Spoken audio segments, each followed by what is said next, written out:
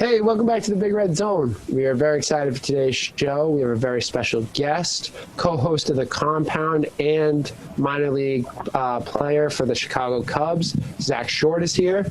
We're going to talk about him, all about his career, our time together that we spent in Brockton, his trip through the minors, and even talk about the Red Sox struggles and this NBA playoff start today. So we'll do our brackets for this upcoming playoff push. All that and more on this week's episode of the Big Red Zone.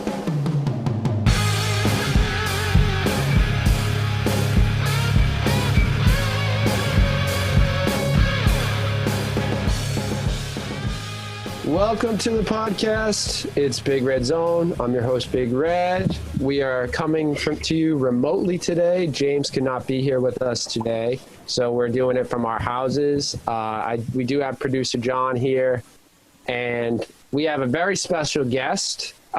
He plays for AAA, if we did have AAA season, for the Chicago Cubs, and he's a good longtime friend. Zack Short's here. Welcome, Zack. Yeah, thanks for having me, guys. I'm excited. Now, I've known Zack. I think you played in Brockton in 2015. Is that 14? 14.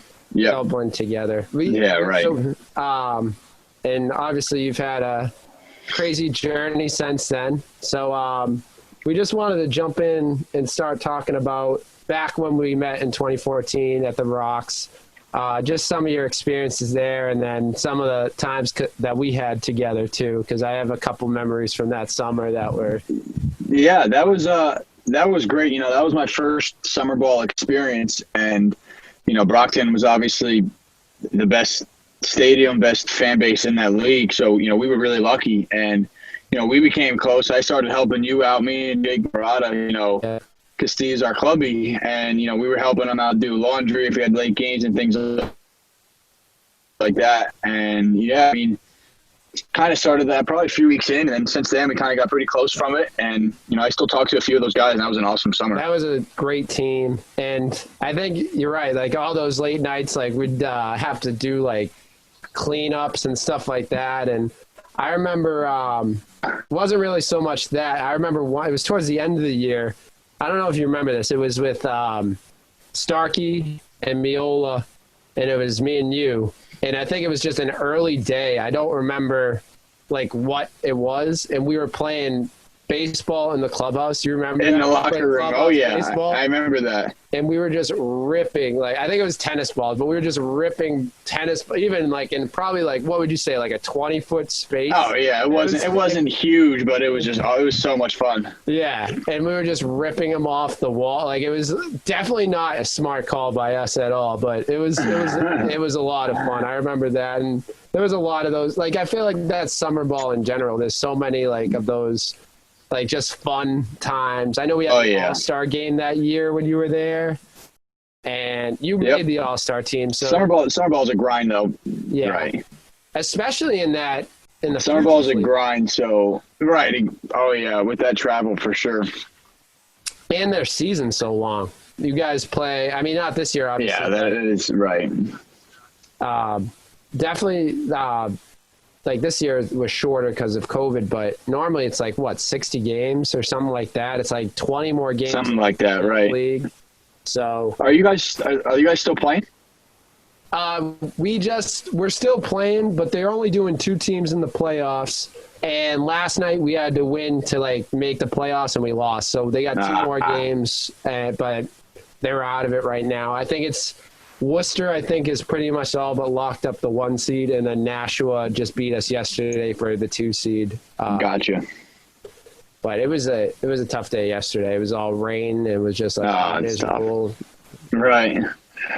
But I don't know. As you said, like summer ball is a blast. Is there any like memories from that season that you like stick out to you that were like fun and?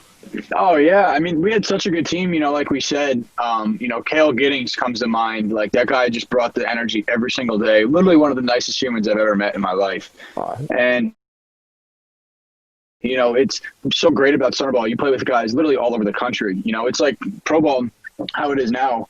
You're playing with so many different backgrounds, and for me, that being my first summer ball, the way that Chris Inglis ran the whole thing, it's something that'll be in my mind forever. We had so much fun. We got close to all the front office guys. Starkey, Miola, and I still talk a few times a month. And, you don't get that very often from what I've gathered with a bunch of guys. But I mean, yeah, we were so lucky to have that team. And, every day, somebody brought the energy, everybody brought it. And it was just, like I said, one of the best summers I've had that I can definitely remember. Yeah, that's something about I think just a testament to Brockton in general. Like, they always have like that close family tie. And I to be honest, I haven't been in other summer ball teams, locker rooms and stuff like that, but just seeing how they run stuff. And I know that, like, obviously we still talk. I know I haven't talked to him in a little bit, but Murata and I keep in touch. Yep. Like, I think there's always like a couple people, and obviously you guys who played together, you all keep in touch consistently. And oh yeah, I don't know. I can't speak for other teams, but I don't think I've seen that in other, like, I don't know if that actually happens with other summer ball teams at the college level. Right, for sure. Obviously it's a long season. You play a 60-game season in, college too. Then you go play summer ball another 60 games, and by that time you're ready to go home. And we were fighting for a playoff spot, and nobody really wanted to leave for the most part. It was just such a blast. Yeah, and it's like they do it right there. I mean, they treat it like a professional team, and I think that's the other thing about Brockton is they kind of prepare you for that. For the guys that are like you that made that step to a professional organization, it's kind of treated like that. And the Futures League, for that part in general, like they treat it like it's a professional league. Right. Which that's what it is. For sure. Player development, and it gets you guys prepared.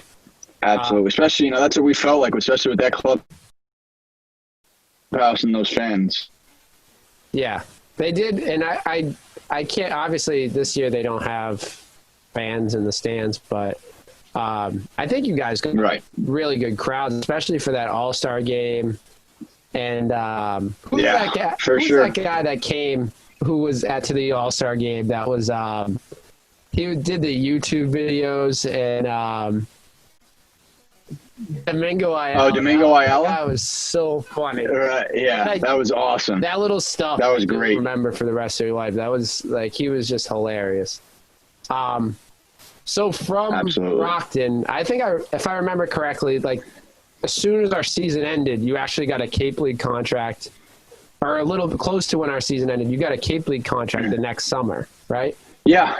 I was actually, to me probably about halfway during our season because they needed a shortstop, and I was slotted to go there next year, but I ended up staying with you guys, which ultimately was the right decision for sure. But yeah, that next summer I went to the Cape, and also a great, such a great summer with the host family and everything. I've gotten really lucky with my 2 summer balls that I played, but coming from the Brockton and then going to Chatham. I mean, a lot of guys don't get that summer ball experience that I had, and it was just second to none. Again, those guys there's a handful of guys that I talk to from both teams still. And, I've heard from some guys where they don't talk to anybody. So, I mean, I'm extremely lucky to have those opportunities that we played in. You don't really know what you're going to get when you're going to summer ball. You hope that you have some teams that you recognize on your roster. And then it's basically going to a whole other – you're never going to see half the guys again after 2 months. And, if you stick with those guys, you talk to them here and there, it's pretty lucky. Yeah, and – I was, I don't remember how your season went with Chatham, but you had I know you had a very successful year in Brockton. I think you followed that up with, I started out hot in the Cape, and then, kind of struggled towards the middle and the end. I couldn't really figure it out, which kind of, hurt my draft stock a little bit. But I mean, again, the experience that I had just, outweighed the playing. Yeah. And after that Cape season, you went and played at school, and then you got drafted. I remember you getting drafted because that was really exciting for us. I'm sure it was more exciting for you, but it was pretty cool for you getting drafted. For sure. It was like, I was happy to see you. And I think you and who we've had on the show, Jake Fishman, got drafted the same year. Yeah. And it was cool to see you guys, because you well-deserved, and you guys were awesome. So it was nice to see you two get drafted. And you got drafted by a great franchise as well, so that helps. Yeah, for sure, which is kind of, hurting me right now, where their team is so good that there's not too many opportunities for me to slide my name in there. But I've been very fortunate and lucky so far, so I can't really complain. So I'm just curious to hear about, like, we've heard different experiences, but what was your experience with rookie ball and, like, moving your way up through the minor leagues? Because that's a grind in itself to move up through all those different levels, and especially, like you said, in a very good organization. So yeah, for sure. Rookie ball is kind of what you expect it to be. It's almost like, I'm not saying it's little league, but everybody there is so raw for the most part. There's a lot of guys, who are just nowhere to the United States for the first time, speak very minimal English. You become close with them.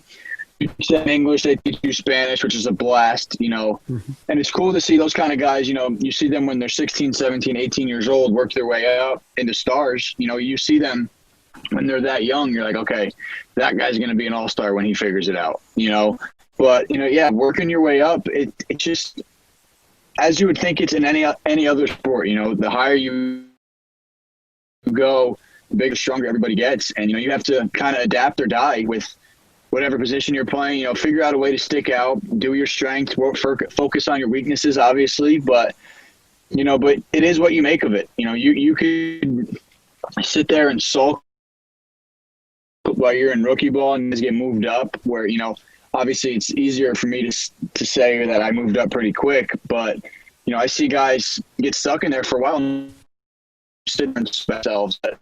For the most part, coming through the organization that I did with the Cubs, they don't really allow that. The way that they run things, you want to keep going. The way that they portray Wrigley Field in the big leagues, it's like you want to get there as fast as you can, and that sticks with you. And it's not like that. Two of my best friends are playing; they're in other organizations, and they don't have that luxury where they're not winning at all costs. That's how we were brought up in the minor leagues. Like win every game, where, other minor leagues is for development, obviously. But, when you're winning in every league, it makes that moving up that much sweeter. And obviously, like you said, I like what you said about the championship and, like, winning that's the franchise that you brought up. Like, you're taught to win from the first level you get there. I'm sure, like, where you are now, where you're playing with guys, like, you're on the 40-man, you're playing with guys in spring training like Rizzo and right. I love the picture of you and it was one of my favorite pictures. You and you know what I'm gonna say? Yeah. Too. Oh yeah. Bryant. That was awesome. You're right. Yeah. Like, and you're playing with all these guys. It's it's probably you're learning from just as much from them too. Like that leadership. Yeah, it's for sure. Because when we got drafted in 2016, my draft class, and they won the World Series that year, and that's kind of just been a taste of your mouth since we got there, and it was awesome. It's like, okay, you know what you're striving for, where, if you came up in a different organization, that they haven't won in a while, you're like, all right, it's just different, from what other organizations. But yeah, to get close with guys like I'm close with Ian Howe. And, we've played golf before, with Schwarber, played with him. And, to pick their brain during those 4.5 hours or so, it's pretty cool. You can talk to us a little bit about your time in spring training this year with the big league club, because you're on the 40-man. So you got to, play in those spring training games, practice with those guys, the big league level. Yeah. I was in big league camp last year, which was awesome, just to see those guys go about their work.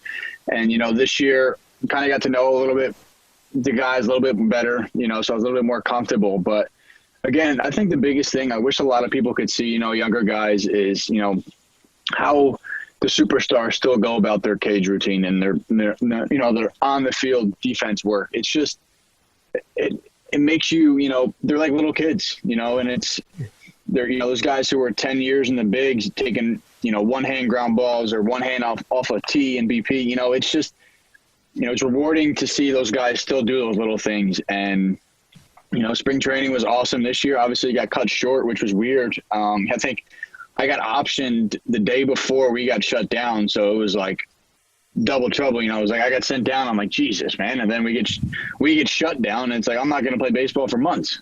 Yeah, that must have been terrible. Like we were talking about it with Fishy, and he was saying the same thing. Like 1 minute you're like in a hotel room ready to like start minor league season, and then the next you're on a plane home. So it's like for sure. Now we kind of mentioned it before with obviously you were playing with KB and you were playing with Rizzo. Was there any fun moments with those guys or Ian Happ? Like any fun moments with those guys that you come to mind in your short time playing with them? Yeah, this year was fun. Rizzo doesn't really do too much early work with, for defense. Me and a few younger guys do it every day. I just like to get my day started with it. And it's funny because this guy has a few platinum gold gloves, platinum gloves, and he doesn't really do the early work. He just gets on the field, and, we kind of have like an inside joke. We were at the dinner one night, and, I always say it to Ian Happ, we're pretty close, like these hands don't sleep, man. Like I don't have to do that early work, and just kind of joking, and then Riz, he comes to early work one day. He's like, come on, man, these hands don't sleep. We just had a bunch of fun during the early work with our coaches. Kind of got to know him pretty well. And then when we got shut down, Ian Happ offered me and another guy to live with him because we didn't expect the pandemic to, shut everything down for that long. So we were out in Arizona for a while. Got really close with him. It's just been cool, to kind of get to know a bunch of those guys, on different level year in, year out. And right now, you're on the 40-man, are you in like the taxi squad type thing? Or no, unfortunately I'm not right now. So you know how the 60-man pool works, you can only have so many guys. And, obviously the Cubs right now, they don't really need position player help. Their concerns is in the bullpen. So I had a call with a few front office guys when the rosters were made. They're telling me to stay ready and everything. Just frustrating now I'm not there, but it is, it's out of my control. It is what it is, but still working out, still hitting all the time. But it's also nice to be home during this time. My youngest brother's off to college this week, so I really wouldn't have been able to see him. My other brother just left again. So, it's been fun to play some golf at home. I don't really get that opportunity much. I'm not going to sit and sulk about it, but obviously I wish I would be playing right now, but it is what it is. We were, it's funny you mentioned like the family time. Like we talked about that with a lot of people, and like it's weird to have that extra family time, especially during like the shutdown. Like a lot of guys, for sure. A lot of guys are in like training camp or in their season, or they're getting ready to go into the season. So it's like, I'm sure it's nice to have that time at home, like you said, with your brother who's just about to go out to school. And and that's, we've golfed so much. We stay competitive in that sense. And we just spend a lot of time, every day we kind of wake up, do our own thing, and then we'll meet at the golf course at some point and play.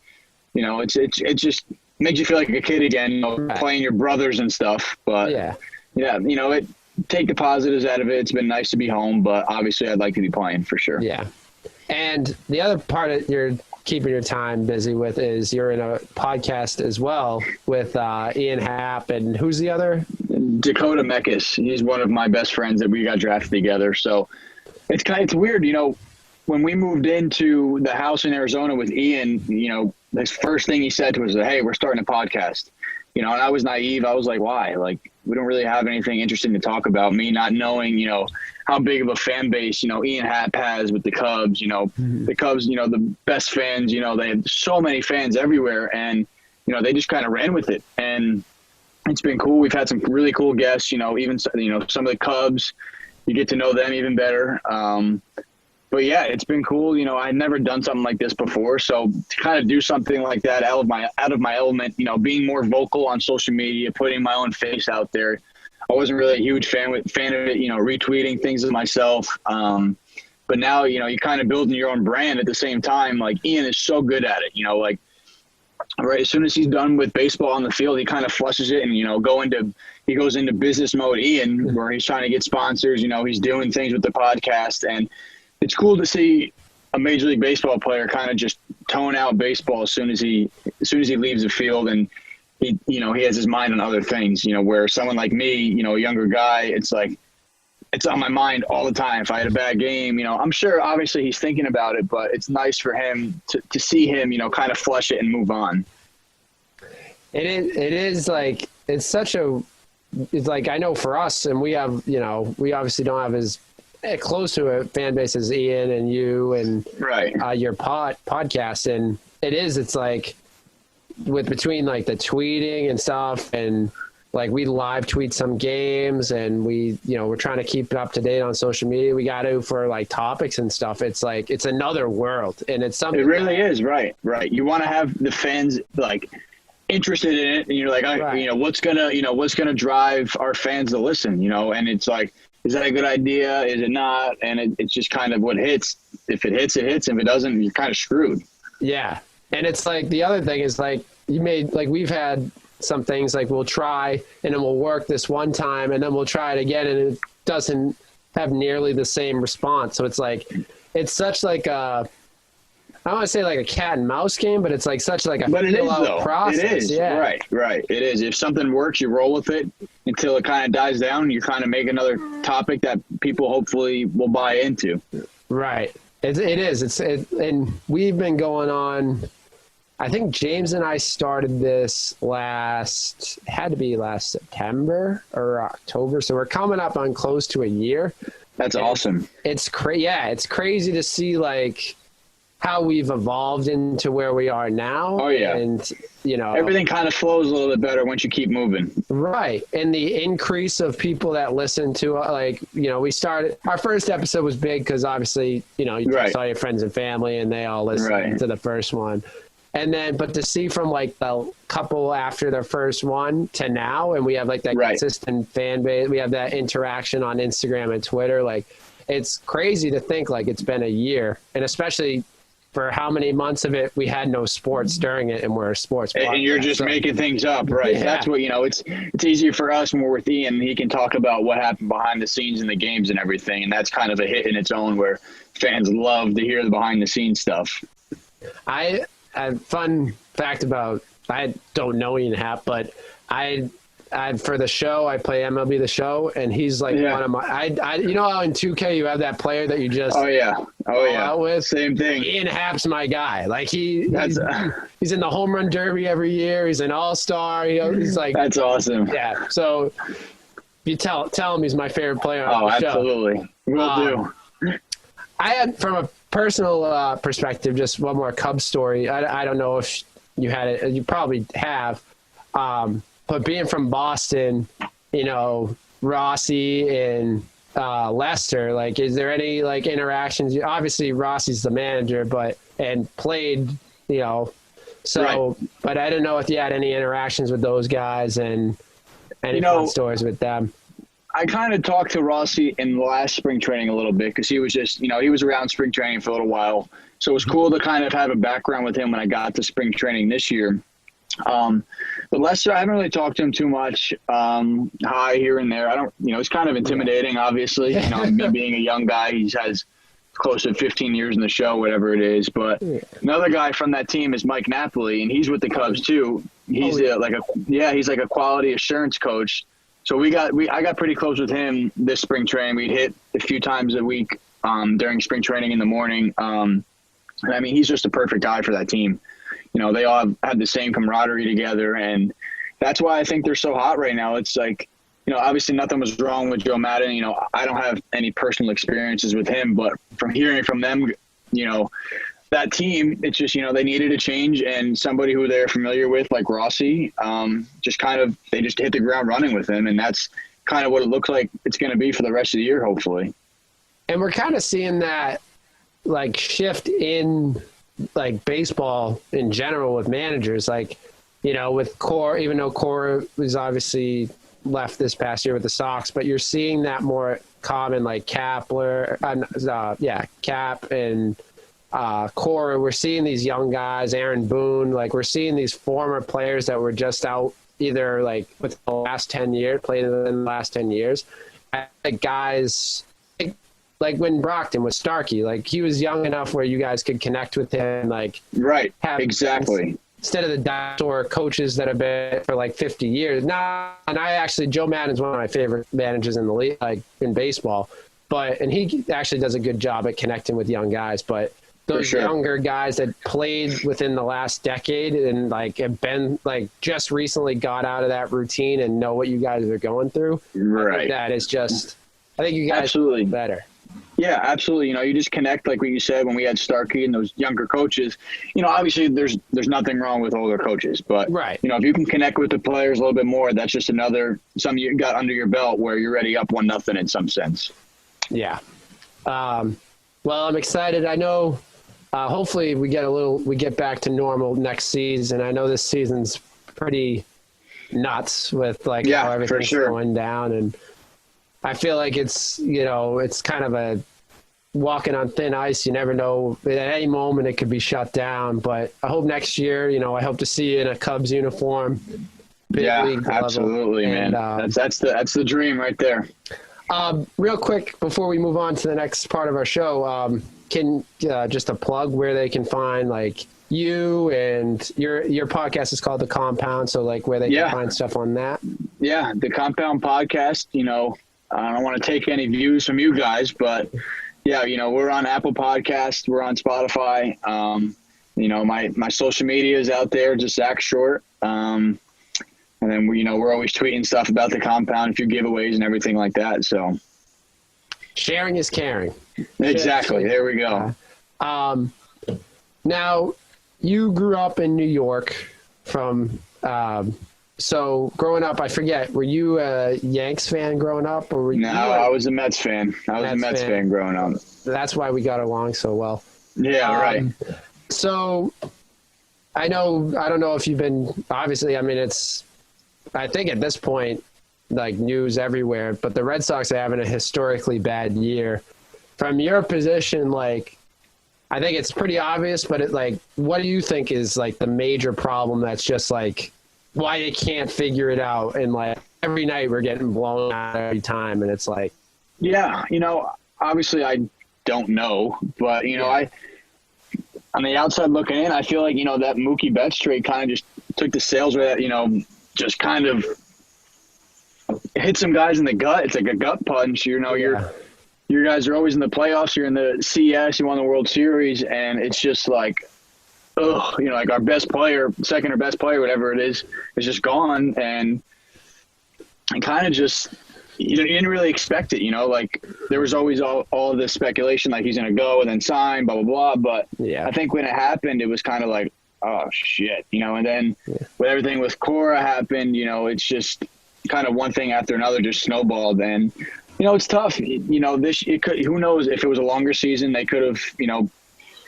gelled a little bit better in spring training. They didn't have 2 months off away from everybody, and I don't know. I don't really know about their pitching situation, but I've seen they've been struggling there. But big leagues are tough, man. It's just you don't really know who's like the Cubs have one of the best rosters, and they missed the playoffs last year. Yeah, it's just you don't know what you're going to get. It's tough. Yeah, I think I've talked to a few people about that, and I think I'm sorry. I didn't think at first the Mookie trade. And Mookie trade obviously had some effect on it, but I still believe full-heartedly if he was here, I still don't think the Red Sox would be where they are. I think they would be pretty close to it. Probably not as miserable as it would be, because at least you could say we have Mookie for the next 13 years, and we could build around him. But really, the pitching staff is just so bad. It's just like I think I saw the other day the Red Sox threw their 14th or 13th new starter of the year yesterday. It's like, tell you what, that'd be a good organization to be a prospect in right now. Yeah, a pitching arm, and I was worked with Pawtucket last year, and we just had who's the young kid? He just pitched. He made his major league debut the other day. He kind of didn't. There was a bunch of errors that kind of screwed him up, but he gave up a ton of runs. But it's like if you're an arm in that organization, you can it's right now. It's just like picking through anyone. They're just trying to. It's tough, man. It really is. Especially you get up there, and especially in this climate and situation where there's no fans, it's tough.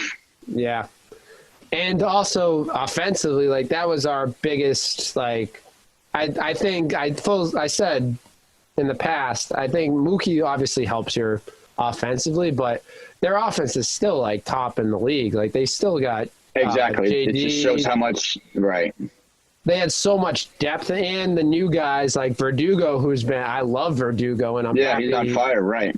And he's making he had a huge gun down in left field. Like he made like a bare hand play in left field and threw out someone at second last night. Like it was like good defensive plays, and obviously Jackie makes the plays too.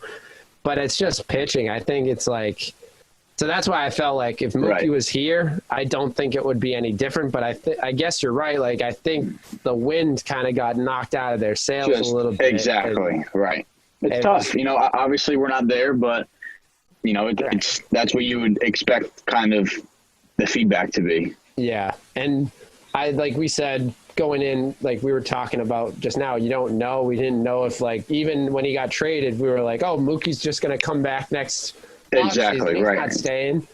So obviously that's not happening. And 13-year deal. And you're like, oh, right. That was the second gut punch. I think that hurt worse than the trade. Cause I think we all kind of accepted the trade was coming. And especially when it got declined and then like something happened with the medical and we had to redo the trade. So we were already okay with it, but not okay with it, but the blow was a little lightened, but I think definitely that 13-year extension that was like definitely in the Red Sox ballpark was just. It's tough. It's tough. I bet. But, the silver lining is, I guess, they're going to get a good prospect. For the first time, I think, in my lifetime that I can remember, they're going to get a top 10 pick in the draft and hopefully draft an arm that's going to be future shoot up the system. Right, exactly. Yeah. And also, to the Red Sox point, we didn't know if this, like you said, if there was spring training and you had a full season, you had time. You never know, right. Exactly. Erod wouldn't have, he got the coronavirus and that he has now, hopefully he has something like a heart condition now or something. Right. Hopefully he's okay for sure. Yeah. So if that coronavirus also, like that kind of screwed us up too. Cause we lost our ace and pitcher of the future going forward. So, now I know we're jumping around to a different sport now, but are you a big basketball fan by any chance? Yeah, I'm not a huge one, but I like the Nets. I like them growing up. I don't think they have a remotely close to a chance in the first round. Hope they don't get swept, but I'm kind of waiting for next year to be here with them. How do you like the bubble? Have you been watching any of? Yeah, I think that's honestly like the best basketball we've seen in a while. It's so personal. Obviously, basketball is a very personal sport in general, but it's like an AAU tournament again for those guys, and they're growing up playing. And so much on the line. It's awesome to see guys like Dame and Devin Booker just go bananas because that's how much they care about it. And I think watching basketball, and even like I love the hockey also bubble. Yeah, I'm not really a big hockey guy, but just the atmosphere of that, it was it kind of reminds me of like a March Madness type feel. Like it's like, kind of like if you lose, the Suns went 8-0 and they still didn't make the playoffs. Right. So like you really didn't see, like for the Lakers, obviously the games weren't as important, and those like Bucks, like it wasn't as important. But those 8 games going into it, you're like, they're not really that big for most of the teams. They felt like really important to get into that playoff spot. Right. For sure. So we were going to do something. James obviously was going to join in, but he's not here today. We were going to do our bracket for the NBA season. So if you're cool, we'll go through like the left side, I guess the Western Conference first round. We'll just do the first round of the playoffs and see what you guys think, what you think of. So the first is Lakers and Trailblazers. What do you think? Who do you think gets that one? I think the Lakers, but I think Dame could give that team some trouble, and even Melo, with some experience. I don't know. I don't see LeBron slowing down anytime soon. Yeah. If you had to guess, how many Lakers and what? I think 6. Yeah, I actually had the Lakers in 6 as well. I think I'm a big fan of the Blazers team. That's like that's one of my Western Conference teams that I like because of Dame and CJ McCollum also big Right, CJ yeah, McCollum he's a guy. bad man for sure. And that whole team is just like compiled with a bunch of like guys that are really good but don't really get that. Like Melo, I think Melo is one of the most disrespected players of all. Like he's a Hall of Famer. Absolutely right. People I mean, he don't- couldn't get a team, and you're like, come on. So you don't know if he might have some crazy energy coming into the playoffs with a chip on his shoulder. You never know. Yeah, he could have a little extra juice going into that first round. Right. I think that's why I think it's going to go 6, but I do think the Lakers are going to. They just have. Right. They have every name in the book on that team, so I think they're going to win that one. Right. Big rivalry series, Rockets OKC. That's going to be an interesting one to look at. Yeah, it's gonna be tough with the Rockets because they don't have any bigs, and Steven Adams he might give them some trouble. But I don't know. Ultimately, how long is Russ going to be out for? Is he out for the first series? I think he's in. I didn't hear he was out. I don't think he's out, but if Russ is in, what do you think? Okay, so then I think the Rockets. I want to say 7. I have the Thunder in 7. I want to because I love the Thunder because I forget what it said on ESPN. ESPN gave them what, a .04 chance to make the playoffs. To make the playoffs, right? Or something like that. And the fact that like CP3 and Steven Adams and Billy, like all of them have just like raised that team from like a top 2 draft pick to like a playoff team is pretty remarkable. So I'm giving right, exactly. It really is, right, for sure. And I think we did like the awards, like we debated who should win the awards for the MVP, Coach of the Year, and stuff like that. And I said Billy Donovan deserves it because everyone thought this team was going to be garbage, and they're now in the playoffs. So, I'm going with them in 7. I see it going either way. We're both in 7 games, but yeah.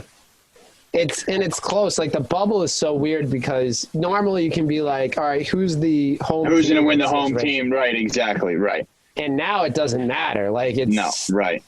Best team wins. Whoever creates the most energy, right. Right, and who knows? The Rockets have a tough team like combo with James Harden and Russ. But yeah.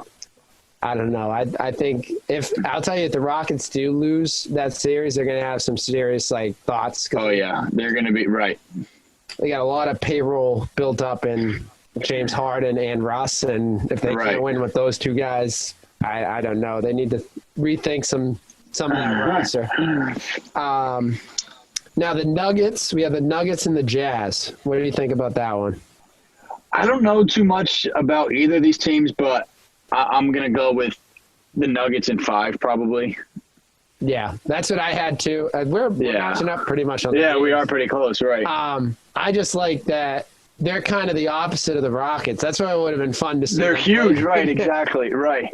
Bull, and I love Joker. Joker's one of my favorite players in the league. No, Joker, I feel like he's so underrated. He is. Just because I feel like because he's on the Nuggets, he doesn't get the respect, but I don't know. Right. I don't know. I think you're right. I think they're gonna. I like Mitchell, but I think they're gonna. I like the Jazz too in general, but I think they're just gonna roll. I think it's gonna be a 5-game series. Right. And then that leaves us with this one's an interesting one because I think it's like it's a team that I think I had in the go into the finals, but the team they're playing is pretty good. It's the Clippers versus the Mavericks. Right. I'm still going to get the Clippers there, even though, they have Luka. But, I just think they're going to be too much. I think they win in 6, but I think it's a really back-and-forth series for the most part.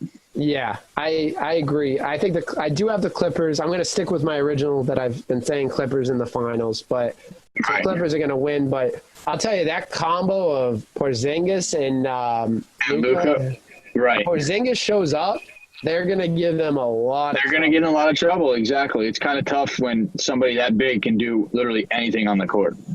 And he was, a top 3 pick in the draft, or I forget where he got drafted, but he was like just drafted a couple years ago. I know he had some, he had the injury, but man, he's special. There's a reason he was drafted so high, and Luka obviously. Exactly. Right. Luka's special. Right. He's another level. Yeah. Breed, and he's only 23 years old. I think so. I think he may be even younger. He might be younger than that, right? Luka Doncic. Let's see. Quick Google. He's 21. 21 years old. That's crazy, right? He just was able to drink. That's absolutely. What am I doing with my life? You're telling me, Zach. I'm 25. I don't have a contract going. So I'd probably go the Clippers in either 6 or 7. I think it's going to be a tough series. But that's another series, like if Porzingis doesn't show up, that could be a quick game. Right, exactly. Because I think, they have Patty B, and, he could lock up. He can lock anybody up, right. Yeah. And could come down to, I heard this today, like it could come down to Lou Will. If he performs too, like he's like a big part of that team as well. Like if they don't gel and he doesn't gel back in with the team, like that could be a tough road for them. Exactly. It's going to be interesting in the bubble for sure, like you said. So Eastern Conference, what do you, we got Bucks, Magic first. What do we think? I mean, this one's pretty. I think this one's pretty obvious. Bucks. Bucks in 4. Yeah. Right. I don't like. I think it's so hard to sweep, especially in like a situation like we said, the bubble where there's no fans and stuff. But I'd probably give. I don't even want to give the Magic a game. I think it's going to. No. It's like not. I think the only chance that they had was if Giannis got suspended for an extra game. Yeah, that's the only. And then they maybe have a chance at that first game. Right. But I think you're right. It's Bucks in 4. We got Pacers and Heat. That's a big rivalry game. What do you think about that? Yeah. I'm just gonna ride Jimmy Butler. I'm gonna ride Jimmy. Yeah. I love the way he plays. I love Tyler Hero. Yeah, they're another surprise team that were like young and then they just came out of nowhere, like being right. And that's what I think. Jimmy Butler's. I think Jimmy Butler's energy and the way he goes about his business is just it's kind of tough to not get behind him. Yeah. And also, I put it like, even though I grew up hating the Heat when I was, especially in high school, like I was not a Heat fan whatsoever, but I'm a big Eric Spoelstra fan. I think he's like an underrated coach, and I think that him with those young guys, he's actually, it's hard with when you have a guy like D Wade or LeBron to like kind of take control of a roster, and I think he did that pretty well, but. Right. And he has a bunch of young guys. They're used to, having their college coaches and stuff like that. So I think he does a great job. I think he did a great job this year. I'm probably going the Heat I'm going to give it a 7-game series. I think they're going to go back and forth. I think the Pacers do have a 7? Team. Okay. Yeah. I think that's going to be a fun back and forth. Yeah, Pacers are good, right, for sure. We're going to skip what we'll do. Celtics, 76ers. What do you think? I think the 76ers. I think Celtics run away with it. Yeah, I think the 70s, especially without Ben Simmons, which I'm not a big fan of him anyway. I think that I know they have the bigs probably advantage in that matchup, but I think they're just I think it's going to be Celtics in 5. I'll give them Celtics in 5. I'll give the 76ers a game. I like that. I just think it's so hard to sweep. So I think that they grab like probably a game 3 or something, or game 4, and then Celtics win it. And then you kind of mentioned it already, but Toronto and the Nets. What do you think? I think the Raptors in 5. Yeah, I have to agree with you. I don't think they have a chance. I think they got a good core going forward, even though. Kyrie's going to rip apart your team next year, and it should be interesting. We'll see. hey, we had a good run for half a year with them, so enjoy next season, because probably midway through next year, it probably is going to get ripped apart. Yep, we'll see. But KD, I'm excited to see how he does with Brooklyn, because I like KD, even though everyone gives him flack for going to Golden State. He's one of the best players. He probably is the best scorer ever to play the game, and it's like, yeah, he is. Right, exactly. It's gonna be fun to see him play without like Steph, Clay, all those guys. I just hope that both of their attitudes don't get in the way from obviously in the outside looking in, but yeah, it'll be interesting. And also we'll see how this affects next year, because they're supposed to start. NBA starts in September, like spring training camp. It's gonna be nuts. I don't know how they're gonna do like preseason camp and stuff like that. So that's our bracket. We'll check back after the first round, Zach, and we'll see how we did. But it starts tonight, so I'm excited to get to playoff games. Right, yeah, it's starting right now. So I think that we're getting towards the end of our show, so we're going to do our last topic of the show and do our people's topic. The people's topic. All right. People's topic, as always, you can write in on our Instagram, Twitter, or YouTube, wherever you want to send us a message, at Big Red Zone on Instagram and Twitter, and just type in Big Red Zone on YouTube. If you're watching this on YouTube, hit the like button, subscribe. And John, do you want to read them off, or do you want me just to read them off? I got it. Twitter, huh? This is your time to shine in the show. This is my thing. Twitter's slacking, so we're just gonna go right to Instagram. Like Big Red said, at Big Red Zone. I post the thing every Monday. Posted Sunday night, usually sometimes Monday morning, because I be forgetting. First one comes from our guy Joseph Celia. What is your breakout NFL team this year? And what do you think is your disappointing / bust NFL team this year? So I'm a huge Jets fan, and I am riding the Sam Darnold wave until either of us die. I love him, and it will make me so happy if I see the Bucs just go down the drain. I'm so over Tom Brady. I hate him. I think if I saw him, I wouldn't ask for a picture. I would just walk right by him. And I'm not exaggerating. You're just jealous. You're just jealous, Zach. No, that's it. Nope. Sorry. So what's your breakout team is the Jets? Yep, I'm telling you. I'm reading up on my reports from camp that started already. I got some beat writers on my Twitter. I'm all in. I think that's going to be your disappointment team at the end of the year. We'll see. I don't see any. Hey, they won 7 games last year, and Sam Darnold missed 3 and played 1 game with mono. But they do have a tough schedule because they play the West and they play the NFC. Yeah, because they play the Seahawks, they play the Niners. Yeah, we play the same. We play the same division. Yeah, Pats. Right. Right. Now, I don't know if this counts as a breakout team because they've already been broken out, but everyone's writing them off, and they're starting to jump back on the bandwagon. But I think my Patriots are going to be better than they think. Oh, my God. They're gonna.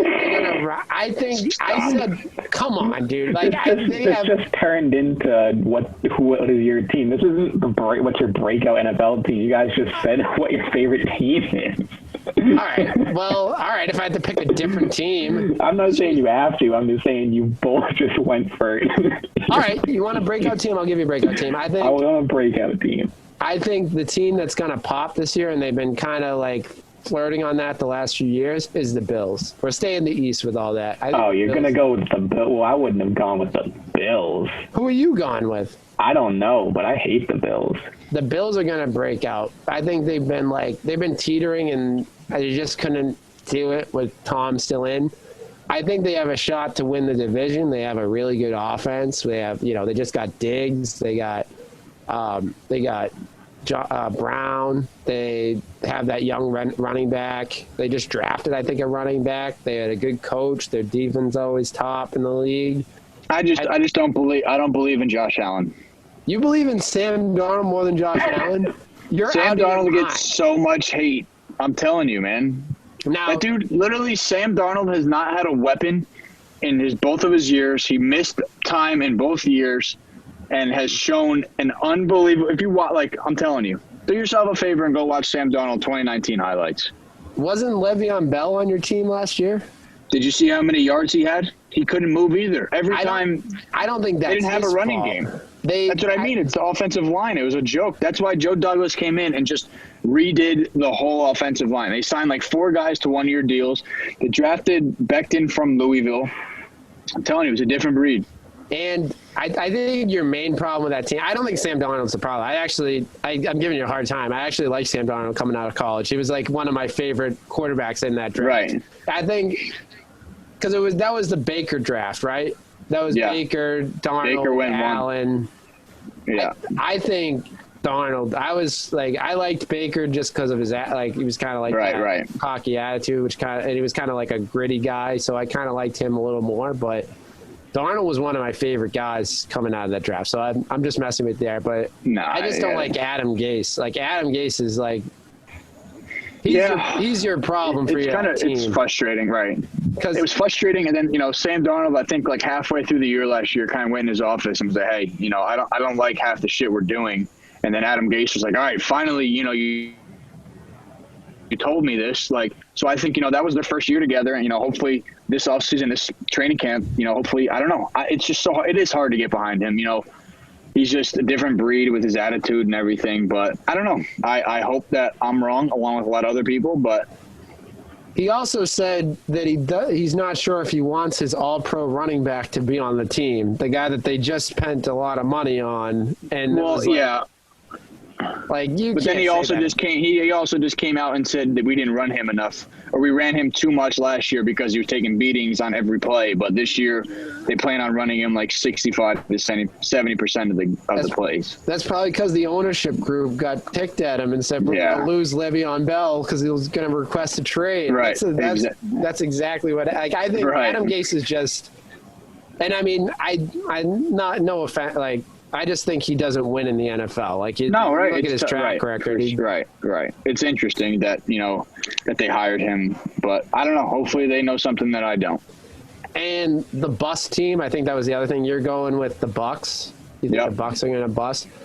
I don't think the Bucks are going to bust. I don't think they're going to be as good as they were. But if I had to pick a bust team, I don't know. I don't think. You know what? I'll go out on a limb. No, I can't. I think the Texans are going to see a big decline, but I think because they just without Hopkins, I feel like Watson's going to be scrambling a lot more. They added Brandon Cooks, but that's not really enough. So I think they're going to see a huge decline, and especially in their conference. I don't know. The Titans had a good end of the year. They could have a chance to win the conference. I don't know. That's a tough one. I was hoping you two were going to choose Patriots and the Jets for bust teams. You think the Patriots are going to bust? No, I'm saying I wish, because those are your favorite teams, so I wish Zach chose the Patriots to bust and you chose the Jets. Zach hates Tom Brady more than the Patriots. I hate both of them. Just asking you, who's the greatest quarterback of all time? Next question. I know. All right. Well, this next question, conveniently, is a Patriots question. It comes from BFried7. He asks, will Sony Michel return to 2018 playoff form this year? Well, it just came out that he has a foot injury, so that doesn't really sound too helpful. Last year I said, and I defended Sony Michel, going into fantasy drafts, I was going to pick him in a late round because I think he was going to have a decent year. His offensive line, like, I think I just blame the offensive line for last year. He lost his center. I've said it a bunch of times, but he lost his center. He lost his 2 blocking tight ends. He lost his fullback. He lost his left tackle. And he may have lost one more. I think that was it. So he lost like 5 of like a possible like 8 people on the line that would block for him. So I mean, it depends. If Andrews is back to form, they just lost. I think it was Cannon opted out. So I mean, it really depends. The Devlin Devlin retired, so and their other fullback opted out. So I don't think so. It's just sad to say because I think they shouldn't give up on him because he was a first round draft pick. They shouldn't give up on him yet. His offensive line is just not good. And they lost Dante Scarnecchia, who is the greatest offensive line coach I think I've seen. And we'll see how the offensive line does. But I don't think Sony Michel was at all at fault for his like low numbers last year. Zach, you watched probably a lot of Patriots games last year. Nope, I watched 2 last year and was against the Jets. I'm sorry you watched those. I actually went to MetLife. John and oh yeah, we went to MetLife to watch the Patriots Jets game 2 years ago. It was a good one. The Jets lost. I'm sure. Your fans aren't too friendly. No, they're not. They threw a water bottle at us. Hey, I wouldn't talk too highly of Boston fans either. Oh, absolutely. No, I don't think any of us are defending Boston fans.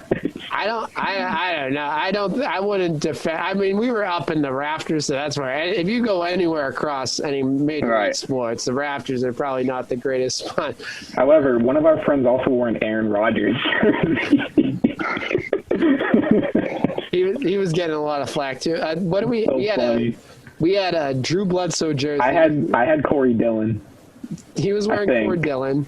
One of our friends was wearing Steven Gostkowski, and every time he kicked a field goal, he'd stand up and just go like this in the back of his jersey. That did not pan out too well for us. I think by probably like the 3rd or 4th time he stood up, that's when the water bottle came. I think the greatest moment of that whole experience was like, we were like, obviously we're younger and we were celebrating a little too much. And one of the fans says, "Good job, you beat the Jets." And one of the Jets fans was like, "Oh, nice, you beat the Jets. Really good job." So, one of our friends kept. I don't know. We don't gotta keep talking about it, but one of our friends kept. I remember we were in the bathroom. Everyone stands at the urinals, and our friend won't stop chanting, "JETSLOL." He wouldn't stop. But that's enough of that, I guess. Yeah, I know, Zach. It's tough when the Patriots just keep winning, but that's over with. I don't think so. I think they're going to be okay. Is there any more people's topics? No, that's it. Okay, I think they're going to be. What's your record prediction? We'll play this back at the end of the season. We'll see who's closest. For the Patriots? Yeah. I'll say 7-9. 7-9? Are you insane? What do you think? Do you think it's going to be better or worse than the Jets? I mean, you lost your 2 best franchise players. Who? Gronk and Tom Brady. He said who? Gronk was gone last year, and he sat on the couch for a year. So, like, but still, it still doesn't matter who you're going to get. No one's going to be better than he was at the tight end position. Right. I mean, yeah, of course you're going to see like and then you haven't had Cam Newton, hasn't played in a year either. I think Cam is going to be. I think at least Cam has been in football shape for the last. Has been getting in football shape over the last year. I get that. And then the chemistry that Belichick and Brady had was second. We're finding out it wasn't as I know, but still, I mean, they ran with it for 6 Super Bowls, 5 Super Bowls, whatever it is. I had so much. I thought they were going to be over 500 with Jarrett Stidham, just based on. I think just. He's young. When Jarrett Stidham, I was thinking like he's young. He's gonna just buy into what they're saying. They're gonna devise an offense that's really simple and able to a little mix of Tom Brady, but he also can run really well. So they're gonna have a little rushing. Now I don't want to hear a mix of Tom Brady. No, No, he's not going to be close to Tom Brady. I'm saying the system that he was in, like the short slants and like the 5 yard. I'm not saying a mix of like Tom Brady's ability. I mean the system that we were built around him. Yeah. Now with Cam, you just got rid of an MVP quarterback, obviously the best, so it's going to be a little bit of a decline. But you just added a former MVP quarterback to that. And he's but I mean, he wasn't playing for a reason. I mean, I understand he was hurt, but I don't know. I like Cam. I think his story is incredible. I mean, I don't know. I just, coming in from a completely different franchise quarterback to that, it's just going to be tough to replicate. Steve. Talking about when you're say you're Edelman and you see just everybody leave and you're just sitting there, you're like, all right, what? Do you guys think Cam Newton kisses his son on the mouth? John mentions this like at least once an episode. It's that we so talk about weird. I don't think so. I don't think so. All right, well, then we're not. See, we only won Super Bowls with a quarterback who kissed his son on the mouth, so now we're screwed. I don't know. Maybe we'll talk to Jared Stidham about kissing it. Jared Stidham definitely does. Jared Stidham definitely does. I don't think he has a kid, so I think. Yeah, I think Brian Hoyer does. But to your point, Zach, like Edelman, I think is just such a team guy anyway. I think he'll buy in with whatever we got. Right. I get that. And if you look around the other receivers we have, which isn't a lot, but Mohamed Sanu has already been working out with Cam Newton for like the last 2 months. You have N'Keal Harry, who's young, who only played probably he was hurt for the first half of the year, so he only played didn't Sanu, wasn't he basically invisible for the time that he was there in the last year? He was dealing with injury last year as well. So, It is a question mark. Like, I'm not saying Sanu is like the end-all be-all, but I think that this is a big year for him as well. Right. No, I agree. Because he's shown flat. Like, he was really good in Atlanta, but who knows what he's going to be like this year. That is a question mark. He could be really good or really bad, like not as good. But N'Keal Harry obviously had chemistry issues with Tom Brady. So maybe with a new quarterback, your number one pick from last year, maybe that's a fresh start for him. Where's Josh Gordon this year? He's trying to get back in the league because he was suspended because the weeds thing. But now they just made it not illegal, so he's fighting it, his suspension, which should be, if you're making it legal now, okay in the league, his suspension should be dropped. That's a metaphor for the prison system. So we'll see. He's been rumored to talk with going back to Seattle, which is a possibility, but I'm not really sure about that. Gotcha. He's been rumored with a couple teams. I think the Patriots are going, I'm going to say 13-3. Anywhere. You are absolutely hammered. No, I'm just kidding. I'd probably go anywhere. With that schedule too? 12-4. All right. I know we're running over on time, but this needs to be addressed right now. Dolphins, I think at home we win that game. At Seahawks, I will, I'll accept that loss. Raiders, I think you win. Chiefs, I think you lose. That's 2. Broncos, I think we win. 49ers at home is a tough game. But, all right, maybe I'm off on the 3 losses. But 49ers, I'll give you the loss. Bills, I think you win that game, one of the games. Jets, you were winning that game. Ravens is a loss. Texans, we win. Cardinals, we win. Chargers, we win. Rams, we win. Dolphins, we win. Bills at home, we win. Jets at home, we win. So maybe not 3. We'll see. I give them 12-4. I don't see you sleeping the Jets. Are you out of your mind? But I don't see. You're out of your mind. Bro, talk about the Red Sox with their win taken out of their sails. The Patriots literally had their franchise player just say, I'm out. But I think the difference... It's different. I'm telling you, it's different. It is different. It's a different scenario. The Red Sox didn't know. Mookie was rumored to say, I want to stay. He was traded away. He didn't choose to leave. Tom Brady chose to leave. Right, and you kind of think but you kind of think this guy's won however many Super Bowls. Like, hey, we still got it going. Especially if they get Gronk to come back, you have the same team.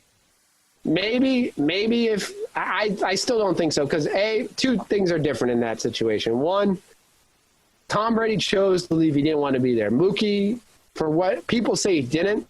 But I'm one of the people that said I think he wanted to go with whoever showed him the respect and paid him what he was due, and he didn't care if it was he would have been happy to stay in the Red Sox. He was traded away. There's a difference between leaving on your own and being traded away.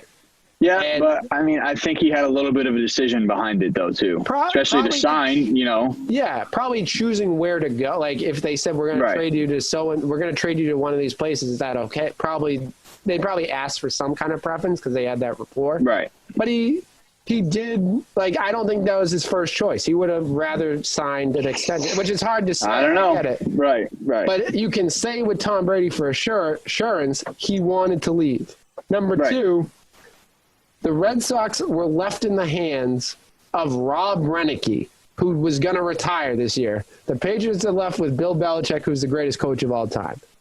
Right, so who had his system quarterback under center too. Then if you're so confident it's only the system, then we can put. No, I'm not saying it's no. You cannot. Yeah, that's what I'm saying. I don't think it's. I think they had a perfect storm with what they had before. It's just going to be. You can't just wake up and put Cam Newton in his shoes and say, all right, the chemistry's got to be there. It's. And no mean am I saying completely different. They had this system for 15 years. I'm talking about. Your comment was the wind out of the sails. I don't think the wind is out of the sails at all with that team in the locker room. And the third point I'm going to make is the Red Sox were left with an outfield of leaving. Like your response to get it was at the time Alex Verdugo, who we didn't really know. It wasn't a name, and Kevin Pillar, who both those guys are doing great. I'm not taking anything away from them. Right. But we didn't know who they were. They weren't a star in the league. They weren't. Now we're left with Cam Newton, who's an MVP. I feel like the wind. I mean, yeah, I don't know. You're talking morale in the locker room. I think morale in the locker room is fine because they were able to add an MVP. I'm not saying anywhere near Tom Brady. I'm just saying they're adding someone that is established in the league. I get that. Right. I'm sure it's kind of a sense of fresh air. Yeah. But I don't know. And it's excitement. I think it's for sure. Because it's it's a fresh start, and it's going to be exciting to see what happens. Also, Cam Newton is everything I've read is really ticked off. So I think he's going to have a monster. He has the potential to have a monster year this year because he's just insult. A lot of guys are ticked off and they don't have monster years. So I understand being ticked off. You got to. But that's I'm talking mellow effect. You got to bring it. Right. Yeah. So I think it's I agree, but two other stars around him to make him great. There's other stars on that team. You got the defensive player of the year. Who helps you? No. Stephon Gilmore's still on that defense. Right, who's going to help him on offense? He's not helping him on offense. He could help him if he scores 3 touchdowns a game this season. He could help him when he gets stops. He could help him when you're delusional. The defense gives up 14 points a game. That's putting Cam Newton. I think Cam Newton can find a way to get a couple touchdowns. You said their defense is going to put up 14 points a game. I don't know if it's going to be 14, but I think it's going to be low. Their defense is still good. They did lose to Hightower, that's kind of a crushing blow, but I think the young guys, I'm a big Chase Winovich guy. So I think he's going to he needs to step up too. I think the excitement about the Pats is I have a lot of confidence in them, but it's also see how they do kind of I'm excited to see how they perform. I'm biased too, so yeah, I'm a little biased as well too. I not against the Jets though. I have a very rational feeling about them, and they stink. They're going to be bad. We'll see. We'll see. Sam Darnold. I'll give you Sam Darnold. I think he does. I think he's better than people say. But I just We'll think see. they need to find like Brian Flores in Miami is doing a great job. And another young coach, like we were talking about, like just like kind of connects with his guys. I think Adam Gase is just like on another planet. I think he's just Right. I don't know. big Adam Gase vibe. Let's hope not. We'll see. I'm hoping. I'm not going to hope not. I hope they stink. If they don't stink, that's going to be bad for the Patriots. Right. We already have the Bills that are going to be really good. I don't want the Jets to be good too. But I know we got a little off track, but thanks again for the two people that wrote it, our two people's topics. Like John said, you can write in, not even just on Sunday, anytime during the week at Big Red Zone on our Instagram and Twitter. Tell a friend to listen to the podcast. We always forget that part. Tell a friend to listen to the podcast, and also go on our YouTube, hit the like button, subscribe to our channel. Zach, it was great having you on. Always great to see you. Yeah, that was awesome. And also, Thanks. you know, Sorry it took so long, but no, it just it's not about the journey, man. It's just the getting there. Is that what the saying is? I don't know what the saying is. Something like that. exactly. Something Something like that. But also, reminder, you can find Zach's podcast, The Compound. It's The Compound, right? The Compound. The Compound, The right, Compound, Zach? yep. Yep. And also on Instagram, Yep. we'll tag him in all our posts and stuff this upcoming week. So thanks again, Zach, producer John, and have a great week, everyone.